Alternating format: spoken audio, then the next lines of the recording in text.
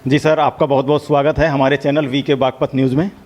Sir आपका भी बहुत बहुत स्वागत। आज श्री राम शिक्षा मंदिर इंटर कॉलेज इस प्रांगण में मैं जो है गदगद हो गया आपसे मिलकर के विजय जी।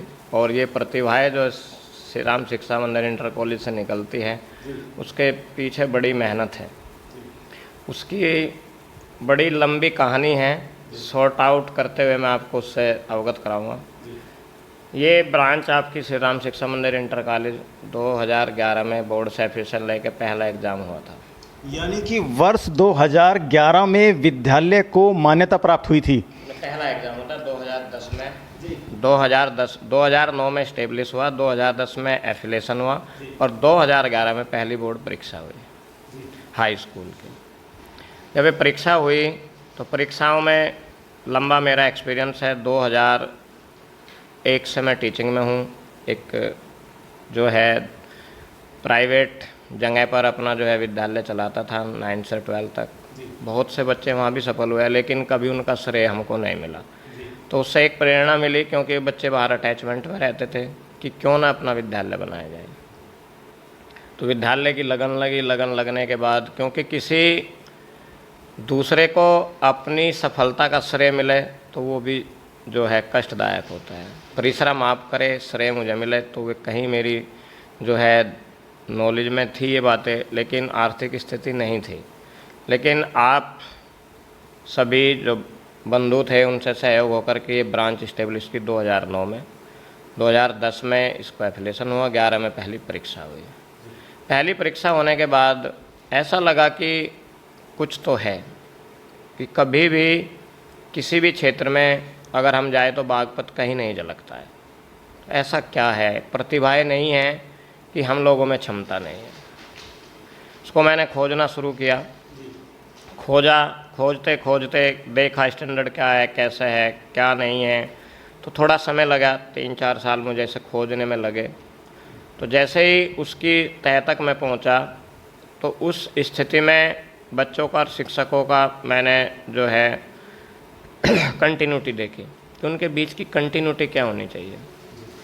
जब तक बच्चा और शिक्षक दोनों एक दूसरे से ऐसे व्यवहार में न मिल जाए कि जैसे वे फैमिली मेम्बर हो, तब तक सफलता नहीं मिलती है। क्योंकि टीचर कहीं टॉर्चर ना कर दे, बच्चा कहीं डिस्टर्ब ना कर दे। तो वे चीज़ें मैंने दूर की 2011 के सफ़र से 2014 तक।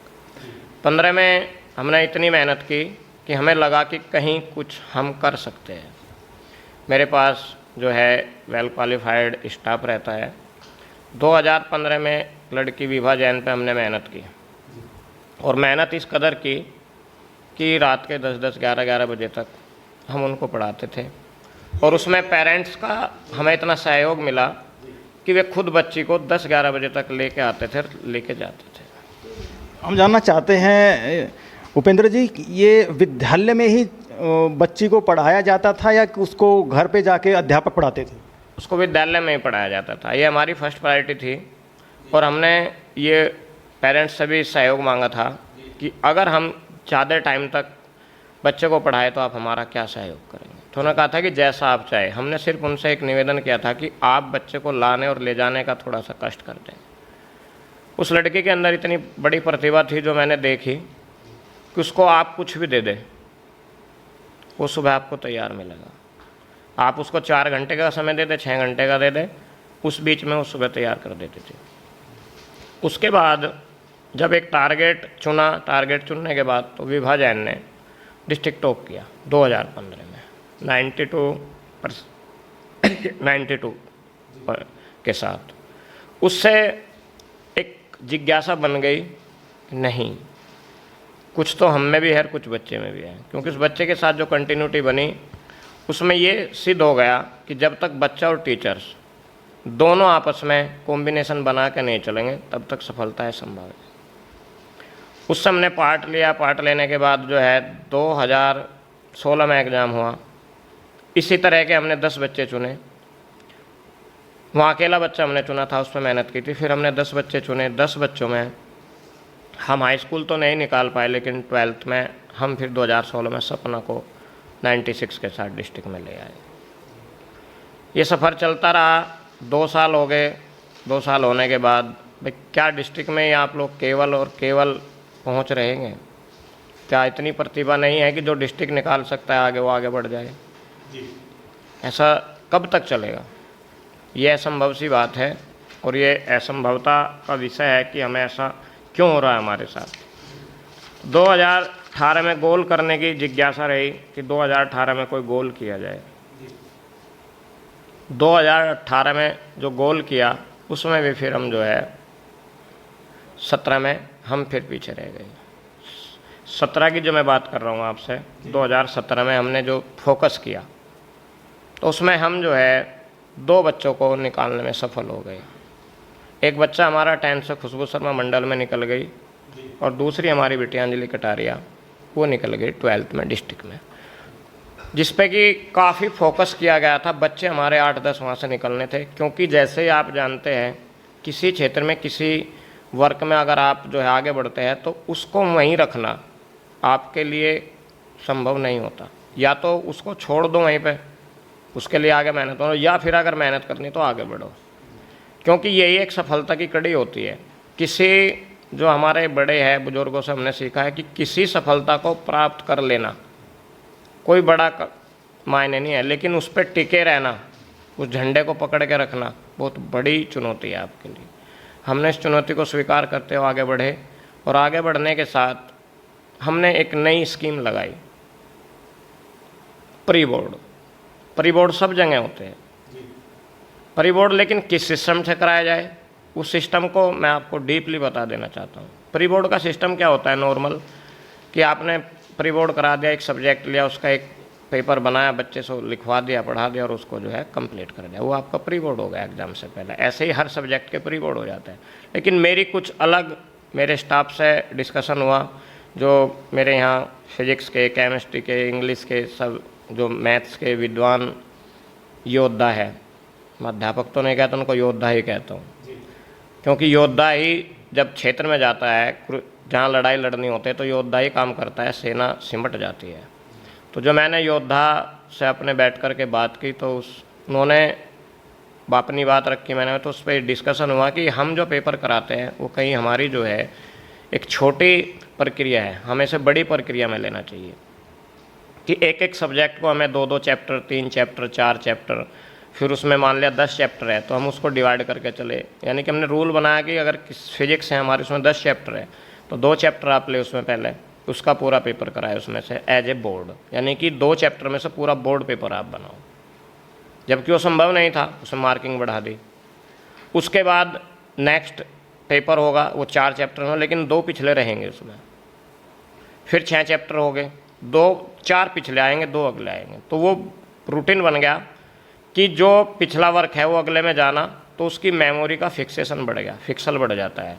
ये मेमोरी का, बायोलॉजी का मैं आदमी नहीं हूँ, मैथमेटिक्स का, लेकिन कुछ हमने जो है सीखा है अपने जो प्रिंसिपल साहब है डॉक्टर राजीव तोमर से, बायोलॉजी के एक स्पेशलिस्ट है, तो उन्होंने बताया कि मेमोरी फिक्सेबल होती है, कि आप किसी वर्क को 7 दिन करो फिर उसे छोड़ दो तो वो 14 दिन के लिए चली जाएगी, और 14 दिन बाद अगर आप उसका रिवीजन नहीं कर रहे तो आपकी मेमोरी डिस्क्लोज हो जाएगी। फिर आप उसे 14 दिन बाद अगर रिपीट कर रहे हैं तो डबल टाइम उसमें फिक्सेशन में चला जाएगा। ऐसे ही कंटिन्यूटी बनती रहती है। तो हमने वो रूटीन लगाया। रूटीन लगाने के बाद जैसे हम पेपर लेते थे तो ज़्यादा फोकस हम 2 चैप्टर पे करते थे, लेकिन उसका 50% हम पिछले चैप्टर पे भी करते थे।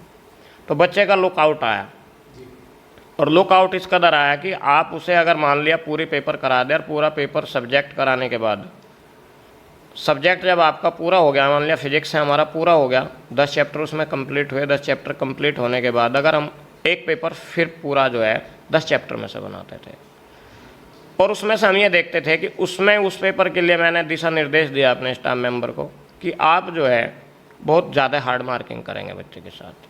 हार्ड मार्किंग की उन्होंने, तो उसके परसेंटेज से हमने रेशो लिया कि बच्चा कहाँ स्टैंड करना है। वो बच्चा 95 पूरी हार्ड मार्किंग के बाद 95 का गोल कर लेता था। तो एक क्षमता हमारी बढ़ गई कि जब इस तरह से हम इसको तोड़ रहे हैं, एक तरह से मैं कहूँगा ज्वालामुखी में झोंक रहे हैं, तो ज्वालामुखी में झोंकने के बाद भी उन लपटों से बच रहा है, तो इसका मतलब इसकी क्षमता बढ़ चुकी है। क्षमता बढ़ी, उसकी क्षमता बढ़ने के बाद हमने ये प्रक्रिया शुरू की, और उस प्रक्रिया में हम 2017 में इसको प्रयोग किया हमने। उसमें हमारी खुशबू शर्मा मंडल में, हाई स्कूल में, और अंजलि कटारिया ने गोल्ड कर दिया डिस्ट्रिक्ट में। अब हम 2018 में पहुँचे। कुछ बच्चे होनहार कम थे हमारे पास 2018 में, अपेक्षा 2017 की।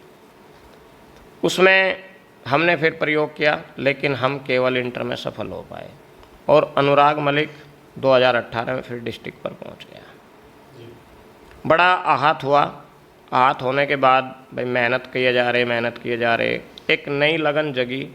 आपने मंडल दिया, आपने डिस्ट्रिक्ट दिया, क्या इस पूरे स्टेट में केवल जो है पूरब बचता है, जहाँ से कानपुर, लखनऊ, बहराइच, गोंडा, हमेशा जो है एक विद्यालय से 10-10 बच्चे स्टेट में रहते हैं। तो ऐसी क्या मतलब उनके अंदर चीज़ है कि जिससे वे जो है वहाँ रहते हैं। कुछ भावनाएं थी, मुझे नहीं कहना चाहिए, लेकिन जब आपसे बातचीत हो रही है तो आज सब स्पष्टता से बता देता हूँ कि नहीं, उधर नकल हो जाती है और ऐसा हो जाता है, ऐसा हो जाता है। भाई एक विद्यालय से 10 बच्चे निकलना, किसी एक विद्यालय अगर नकल कराएगा तो 1-2 बच्चा निकल जाएगा। सेल्फ सेंटर रहते हैं जी, ये स्थिति है। खैर, उन भावनाओं से अलग फिर हमने अपने आप को तैयार किया। 2019 का जो बैच था वो वास्तव में एक ऐसी चुनौती था हमारे लिए कि हम भी उनको सलाम करने के लिए तैयार थे बच्चों को। वो इतनी प्रतिभावान बच्चे थे, उसमें स्टाफ को भी चैलेंज था और बच्चे को भी चैलेंज था। लेकिन कहीं ना कहीं डर भी था हमें कि जैसे हम 2018 में अपने आप को नीचा कर पाए, तो 19 कहीं हमारे लिए बड़ी चेतावनी के रूप में हमें स्वीकार करना पड़ेगा। उसके बाद हमने देखा कि कॉपी का स्टैंडर्ड क्या होना चाहिए लिखने का। कहीं ना कहीं स्टेट में जो बच्चा है तो उसमें कहीं ना कहीं रहेगी स्थिति की, कैसा लिखता है कैसा नहीं लिखता है। तो मैंने 2018 में कॉपी चेकिंग में ड्यूटी थी मेरी, कॉपी चेकिंग में मैंने वहाँ बच्चों का स्टैंडर्ड देखा। तो आपने अपनी ड्यूटी केवल इस उद्देश्य से लगाई कि आप ये जांचना चाहते थे कि टॉपर्स लिखते कैसे हैं? ऐसा नहीं था। मैं कभी कॉपी चेकिंग में क्योंकि कॉपी चेकिंग का मानदेय मिलता है, और मैं कभी ये नहीं चाहता था कि जहाँ जिस स्टेज पे मैं हूँ जा कर के मानदेय लिया जाए। निस्वार्थ मुझे किसी ने करने नहीं दिया। फिर जो है मैं वैसे गया नहीं, ड्यूटी मेरी हर साल लगती थी। लेकिन मैंने देखा कि कुछ तो देखना ही होगा अगर सफलता लेनी है। तो 2018 में और प्रिंसिपल साहब दोनों ही अपने सब्जेक्ट में, वे बायोलॉजी में और मैं मैथ में, कॉपी चेक करने गए। हमने उन बच्चों की कॉपी देखी, काफ़ी हाई स्टैंडर्ड की कॉपी थी। अच्छे मार्क्स दिए हमने उन्हें जी, मन लगा मार्क्स देने में। कहाँ हाईलाइटर लगना है, कहाँ हाईलाइट होना है, कैसे लिखना है, क्या स्टैंडर्ड है लिखने का। तो उससे मैंने सीखा और वो प्रक्रिया मैंने जो है अप्लाई की। बच्चों में प्रतिभाएं थी और प्रतिभाओं के साथ कुछ नई व्यवस्था भी थी। तो हमने उसमें जो है अपने आप को उस स्टैंडर्ड से बच्चों को तैयार किया, और बच्चों को इस कदर तैयार किया कि इस बार गोल करना है। बाकी तो हमारे भाग्य है, क्योंकि कुछ % भाग्य भी चलता है। गोल करने की हमने पूरी रणनीति बनाई, और रणनीति बनाने में बच्चों को झोंक दिया हमने पूरी तरीके से, ज्वालामुखी में झोंक दिया। यानी कि हम केवल उनको 6 घंटे 7 घंटे का टाइम देने लगे डेली रूटीन में। घर भी मतलब 6-7 घंटे में सारे काम निपटाने हैं। उसमें नींद भी है, व्यवस्था भी है, पढ़ना भी है, खाना भी है, पीना भी है। क्योंकि हमने उनकी जैसे एक पहरेदारी होती है ना, वो पहरेदारी घर पे लगा दी, और घर वालों से बिल्कुल ये कह दिया कि ये किस टाइम सोना, किस टाइम उठना, किस टाइम खाना पीना, वो रूटीन आप हमें बताएंगे। अगर ये कहीं लापरवाही करते हैं तो हम इन पर फेथ नहीं कर सकते, हम इनको छोड़ देंगे। लेकिन बच्चों के अंदर की एक जो कहते हैं ना प्रतिज्ञा, हमने करा ली थी कि जो इस प्रतिज्ञा में हमारे साथ चलेगा वो आगे बढ़ेगा। उसमें बहुत से बच्चे पीछे हट गए, और 20 बच्चे हमारे पास 200 बच्चों में से बचे। उन्होंने अपना रूटीन अलग बना लिया कि सर ये असंभव है, और जो 20 बच्चे बचे हमने उन पर गेम करना शुरू कर दिया। क्योंकि जब आप योद्धा बनाओगे तो समर्पण तो रहेगा, सारी चीज़ों का समर्पण आपको करना पड़ेगा। और योद्धा बनने के लिए सबसे बड़ी नीति होती है कि समर्पण छोड़ करके एक चीज़ के पीछे आप चलें। तो उसमें जो हमारे पास योद्धा बचे, हमने उन्हें 7 या 6 घंटे का टाइम फिक्स कर दिया, और हमने जो है इस बार नवंबर में कोर्स ना ख़त्म करके सितंबर में कोर्स ख़त्म कर दिया, जून की छुट्टी भी नहीं डाली। पूरे स्कूल की विद्यालय की छुट्टी रही, लेकिन हमने जो है सितंबर में कोर्स को गोल कर दिया, 12th के कोर्स को गोल करने के बाद हमने अक्टूबर में प्री बोर्ड शुरू कर दिए। किस बार गोल करना है, प्री बोर्ड शुरू हुए, स्टैंडर्ड बनाया लिखने का, बताने का, सारी चीज़ें उनको हमने समझाई। जैसे जैसे हमने समझाई वो बच्चे करते चले गए। लास्ट स्टेज ये हुई कि 10 बच्चे केवल हमारे पास बच गए, बीच में कट ऑफ हो गए। हमने बताया था कि जो 95+ हमें देगा वो रहेगा, बाकी बाहर हो जाएगा। 95+ हमें 10 बच्चों ने दिया, और उसमें जो है उनको हमने लेकर के फील्ड में अपना जितना भी था, जितनी जान थी हमारे में, वो हमने लगा दी। जैसे एक्स्ट्रा क्वेश्चन चूज करने, सैम्पल पेपर से, किताबों से चूज करने, अलग अलग राइटर की बुक्स जो है वे चूज करनी, उनसे हमने मटेरियल इकट्ठा किया। और पेपर में यहाँ तक पहुँच गए हम कि ऐसा पेपर बनाना है कि हमसे भी ना हो, यानी कि इतनी भावना हमने बना ली कि जो हमें चुनौती दे पेपर, वो बच्चे को पेपर देना है। वे चुनौतियाँ बच्चों ने स्वीकार की, और उसमें उन्होंने वे 10 बच्चे अपना 95+ हमें देते रहे। फिर हमारी धारणा बन गई कि ये गोल करेंगे। कितना गोल करेंगे, ये डिस्ट्रिक्ट और मंडल में तो नहीं रहेंगे, स्टेट में रहेंगे, कहीं ना कहीं रहेंगे, और ये हमारी धारणा बन गई। धारणा बनी, प्रण लिया, और जैसे ही 2019 में रिजल्ट आता है यूपी बोर्ड का, हम सब यहाँ बैठे हुए थे इसी कमरे में, और प्रिंसिपल साहब के पास फ़ोन आता है कि आपकी बिटिया तनु तोमर आपके विद्यालय की है क्या? उन्होंने कहा जी हाँ। कह लगे इसने टॉप कर दिया। अब इतनी बात सुनते, टॉप कर दिया, टॉप क्या कर दिया? ये डिस्ट्रिक्ट टॉप हो गया कि मंडल हो गया कि स्टेट हो गया? तो मैंने कहा प्रिंसिपल साहब आप कह रहे टॉप कर दिया? कह रहे हाँ टॉप कर दिया। टॉप मीन्स क्या टॉप कर दिया? कह लगे टॉप मीन्स है जब लखनऊ से फ़ोन आ रहा है, रिजल्ट घोषित हो रहा है, तो स्टेट टॉप कर दिया आपने। तो उस बिटिया को जैसे हमने बुलाया तो एकदम इतनी खुशी का माहौल, इतनी खुशी कि शायद जीवन में एक पहला चरण था वो, जो हमने अपने आप को ज्वालामुखी में झोंका था, एक खुशी के आंसू हमारे बहने लगे। और यहाँ वो बिटिया थी, पूरा फील्ड भरा हुआ था, सारी मीडिया, वो बिटिया गेहूँ काट रही थी खेत में। उस समय गेहूं काट रही थी वो। उसको हमने वहाँ से बुलवाया, मीडिया हमारे से पहले वहाँ पहुँच गया, और ये एक ऐसी परिस्थिति थी जिसका हमें भी आभास नहीं था कि हम स्टेट में फर्स्ट रैंक पर रहेंगे। दूसरी, उसी के साथ हमें एक शुभ सूचना 10-15 मिनट बाद मिली, जैसे लिस्ट आई कि हमारा एक बच्चा युवराज तोमर और 4th रैंक पर है। उससे बड़ी उपलब्धि भी हमारे लिए कोई नहीं रही।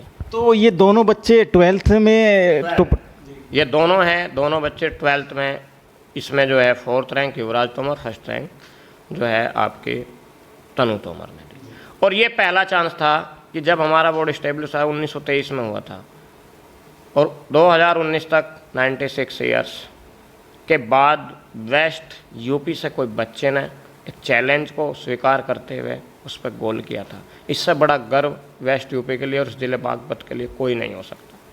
और एक नहीं, दो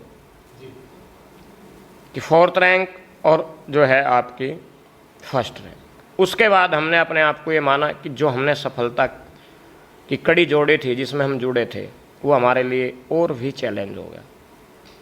चैलेंज इसलिए हो गया क्योंकि अगर हम यहाँ रुक जाए या इससे नीचे जाए तो हमारे भी प्रतिष्ठा का सवाल है, और अगर आगे बढ़े तो उसके लिए बच्चों की प्रतिभा होनी भी ज़रूरी है।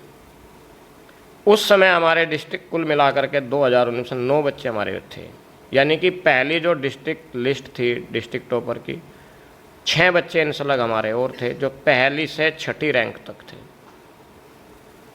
अब उसमें 9 बच्चों का श्री राम इंटर कॉलेज का एक ऐसा परचम लहराया जो इसकी अद्भुत था। उसमें कई टिप्पणियाँ भी हुई जो सार्वजनिक नहीं होनी चाहिए कि भाई ऐसा क्या था। ये सब लोगों की भावनाएं अलग अलग होती है, उन पर मैं चर्चा नहीं करना चाहूँगा।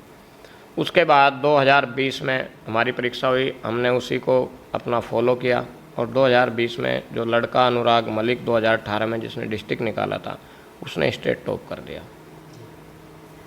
उसी के साथ एक बिटिया पे जो है बहुत अच्छा भाग्य उसका रहा। मैं भाग ही कहूँगा, माता रानी का उसको फल में, उसके पापा जी चुनरी बनाते हैं। हमें उम्मीद नहीं थी कि वो स्टेट की फर्स्ट रैंक में, ये ज़रूर था कि स्टेट में तीसरा चौथा पाँचों कहने वाला, लेकिन उसने भी टॉप कर दिया फर्स्ट रैंक से। तो ये एक बड़ी उपलब्धि थी और आज तक ऐसा कोई गोल किसी विद्यालय द्वारा नहीं हुआ कि एक ही विद्यालय के दो छात्र स्टेट की मेरिट में हो। ये एक अद्भुत क्षण था 2019 के बाद 2020, लेकिन उस समय कोरोना काल था, अधिकारी भी सब जो है, हमें कोई परमिशन नहीं मिली कोई बड़ा उत्सव मनाने की, करने की। तो इन बच्चों का जो उत्साहवर्धन क्या था वो जिलाधिकारी महोदय शकुंतला गौतम जी ने कहा था, ये सामने बच्चे हैं। तो वहीं तक हम सीमित हो गए थे, उसमें हम कोई ऐसा उत्साह नहीं कर पाए थे। लेकिन 2 साल बाद फिर माननीय मुख्यमंत्री जी ने इन बच्चों को जो है सम्मानित किया 1-1 लाख रुपए के चेक देकर, और वो विद्यालय में ही हमारे जो है विद्यालय चुना गया था। उसका कारण भी ये था, डीएस साहब ने कहा कि आपके बच्चे ही तो 10 बच्चे तो मेरिट में आपके ही है, तो आपको ही इसकी जिम्मेदारी उठानी है। तो हम बड़े खुश हुए और वो प्रोग्राम हमने बड़े अच्छे तरीके से किया था, जिसमें हमारे जो है माननीय मंत्री जी KP मलिक जी, JD ओमकार शुक्ला जी, और जो है KP मलिक जी, अमित राणा जी, और बहुत डीएस साहब, यहाँ जो प्रतिष्ठित प्रधानाचार्य जी है विद्यालयों के, वे सब उपस्थित हुए थे। और बड़ा हमें अच्छा लगा था कि ये एक उत्सव के रूप में इन बच्चों का सम्मान हुआ।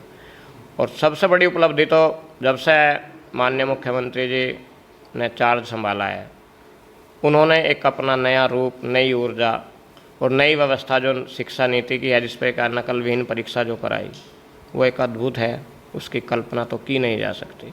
क्योंकि बच्चे की क्षमता तभी आंकी जाती है जब निष्पक्ष परीक्षा होती है, और वे निष्पक्ष परीक्षाएं हुई, CCTV कैमरे में हुई, वॉइस रिकॉर्डर में हुई। जो जिसकी प्रतिभा थी, जो जिसकी क्षमता थी, उन्होंने उसको सामने रखा, और ये श्री राम इंटर कॉलेज का बच्चों ने अपनी क्षमता का जो परिचय दिया, प्रतिभा का परिचय दिया, इसका परचम लहराया। 2021 में फिर हम चले, कोरोना काल के कारण परीक्षा नहीं हुई, लेकिन जैसे ही व्यवस्था थी ऑनलाइन नंबर भेजने की, करने की, सब विद्यालयों ने भेजे, सब ने 100% भेजे। किसी ने जो भी भेजा, ये तो सब नहीं जानते, मैं भी नहीं जानता, वे भी नहीं जानते। जो उन्होंने भेजा उनका मुझे नहीं पता, जो मैंने भेजा उनको नहीं पता। तो 2021 में हाई स्कूल का तो सामान्य रिजल्ट घोषित कर दिया था, लेकिन उसमें मेरिट के हिसाब से घोषित किया था। तो हमारे इंटर के 10 बच्चे इस डिस्ट्रिक्ट की मेरिट में थे। ये सफ़र है 2021 तक का। 2022 में हम जो है फिर परिश्रम में लगे, क्योंकि उस परिश्रम में थोड़ी सी, जब कोरोना काल आया तो बच्चे भी और स्टाफ भी। देखो, जब कहीं आप गाड़ी चल रही है और गाड़ी चलते चलते कहीं टायर पंचर हो जाए तो समय तो लगता है उसको संवारने में। तो वो एक तरह से जो है महामारी का जो समय रहा, वो उत्सव भरने में हमें समय लगा, और 2022 में हम स्टेट नहीं ले पाए। 2022 में केवल हम डिस्ट्रिक्ट की मेरिट में रहे। विशु चौधरी और खुशी चौधरी फर्स्ट रैंक और सेकंड रैंक पर हमने ज़िले में दिया, लेकिन हम संतुष्ट नहीं हुए। और फिर हमने उस गोल को करने के लिए आगे बच्चों का भी मनोबल, जैसे ही ज़िले में फिर हम दोबारा निकले, बच्चों का मनोबल बढ़ा, हमने भी और ज़्यादा फोकस किया। तो आज फोकस करने के बाद एक योद्धा जो कोरोना काल में अपने आप को रो रहा था, ये वास्तविकता है कि जब 2021 का रिजल्ट आउट हुआ था तो अर्जुन बड़ा प्रतिभाशाली छात्र है, उसने अपने आप को सच में मेरे सामने रोया था कि सर मैं टॉप करता, परीक्षा नहीं हुई। मैंने उसे कहा था ये ऊर्जा अपने अंदर बनाए रख, आने वाला समय तेरी ऊर्जा की परीक्षा लेगा। तो उसकी उस ऊर्जा को मैंने जो है उसने संचित रखा, उस ऊर्जा का उपयोग हुआ, और आज उसने जो है 2023 में फिर से स्टेट में अपना 7वीं रैंक लेकर के श्री राम शिक्षा मंदिर इंटर कॉलेज को आगे बढ़ाया है। लेकिन ना वो संतुष्ट है, ना मैं संतुष्ट हूँ 7वीं रैंक से, क्योंकि जो फर्स्ट रैंक दे चुका उसके लिए 7वीं रैंक बहुत कम है, सेकंड, थर्ड, फोर्थ तक तो मायने रखता है। तो आगे इस कड़ी में हम ये प्रयास करेंगे 2024 एक उज्जवल हो, और उस उज्जवल के लिए हमारे पास जिन बच्चों ने हमें फर्स्ट 10th में जो है गोल किया, 9 बच्चे हमारे रहे थे डिस्ट्रिक्ट में, इंटर के और हाई स्कूल के मिला के, तो 5 बच्चे हाई स्कूल के और 4 बच्चे इंटर के, तो 5 बच्चे भी हमारी अभी ऊर्जा है जो अगले साल उनकी परीक्षा होनी है 2024 में। तो उस ऊर्जा में हमने और ऊर्जा उनके अंदर डाल दी है स्टेट में 7वीं रैंक आने के बाद। तो ये सफ़र है इस श्री राम इंटर कॉलेज का और आप जैसे अनुभवी व्यक्तियों का, जो आज हम और आप सामने बैठ कर के रूबरू हो रहे हैं। और ये मेरा सौभाग्य भी है कि आज आप लोगों से बात करके इतनी खुशी हो रही है और उन बच्चों में ऊर्जा डाली जा रही है। आगे की सफ़र कैसा होगा कैसा नहीं होगा, इसमें हम जो है आने वाले समय में आपसे बार बार मिलते रहेंगे, बात करते रहेंगे। और प्रभु से यही प्रार्थना है कि श्री राम शिक्षा मंदिर इंटर कॉलेज को जो छवि उन्होंने दी है, हमारी मेहनत को आगे बढ़ाया है मेहनत करने में, ये बनी रहे और जो है बार बार इस श्री राम शिक्षा मंदिर कॉलेज से जो है स्टेट निकलते रहे। जी, हमारा आखिरी प्रश्न है उपेंद्र जी कि 2015 से आपने बताया यात्रा शुरू हुई, इस तरह की जनपद मंडल राज्य तक चली गई, तो इसमें 2015 से 2023 तक लगभग कितने बच्चे आपके विद्यालय से अलग अलग स्तर पर पहुँचे हैं? लगभग कितने बच्चे? लगभग में भाई हमारे जो है 50 बच्चे पहुंच चुके हैं। हमारे 50 बच्चे जो है स्टेट मंडल डिस्ट्रिक्ट में 50 बच्चे हमारे पहुंच चुके हैं। और सब बच्चों की एक ख्वाहिश है अपने, कोई IAS बनता है, कोई कहता है नीट की कोचिंग करनी है, डॉक्टर बनना है। तो मैंने एक कल जो है अपने पत्रकार भाइयों से एक घोषणा की है, प्रभु उसके लिए मुझे शक्ति दे और उसमें मैं सफल हूँ कि सब बच्चों का मोस्टली IAS बनने का है। और हमारे यहाँ दिल्ली से पहले कोई सुविधा नहीं है या मेरठ से पहले। तो मैं एक व्यवस्था में जुटा हूँ और कब सफल होगी उसमें 1 साल लगेगा कि 2 साल लगेगा, मैं एक IAS अकेडमी इस श्री राम शिक्षा मंदिर इंटर कॉलेज में बना करके इस क्षेत्र के बच्चों को आगे बढ़ाने का मौका देने का प्रयास रखूँगा। उसमें क्या सफलता क्या आशीर्वाद इस क्षेत्र का बच्चों का रहेगा, ये भविष्य बताएगा। जी धन्यवाद सर। तो ये अभी आप सुन रहे थे श्री राम शिक्षा मंदिर इंटर कॉलेज बड़ौत के जो प्रबंधक है उपेंद्र चौधरी जी, जो कहीं ना कहीं अर्जुन के उत्तर प्रदेश माध्यमिक शिक्षा परिषद प्रयागराज के परीक्षा में उत्तर प्रदेश में 7वां स्थान प्राप्त करने पर जहां एक तरफ खुश हैं तो कहीं ना कहीं अंदर से एक निराशा, एक दुख भी उनका झलका है, क्योंकि कहीं ना कहीं विद्यालय के द्वारा, इनके द्वारा, अध्यापक गण के द्वारा वो उच्च स्तर की मेहनत कराई गई जो कि उतना रंग नहीं ला पाई जिसकी ये उम्मीद कर रहे थे। लेकिन कहीं ना कहीं हम कहना चाहेंगे कि लगातार अपने आप को गुरु द्रोण की भूमिका में ढालते हुए प्रबंधक उपेंद्र चौधरी जी लगातार प्रयासरत हैं और हम उम्मीद करते हैं कि आने वाले समय में उनके अध्यापक गण और उनका जो सपना है वो साकार हो और वो लगातार इसी प्रकार से चहुमुखी विकास करते रहें। आगे की अपडेट के लिए बने रहिए आपके अपने चैनल VK बागपत न्यूज़ पर। धन्यवाद।